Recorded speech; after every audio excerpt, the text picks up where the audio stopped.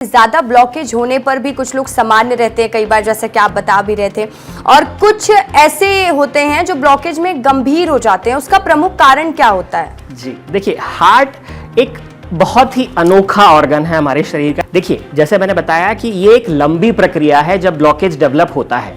उस स्थिति में भी हार्ट को ब्लड सप्लाई करनी है, उस नस को पूरे शरीर में ब्लड सप्लाई पहुंचानी है। तो वो कैसे पहुंचाएगा?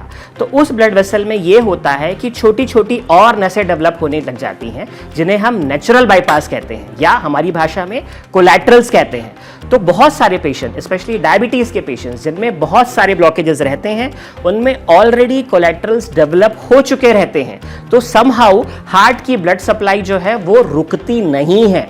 मेन वेसल से ना सही, लेकिन इन छोटी नसों के माध्यम से हार्ट में ब्लड सप्लाई चलती रहती है।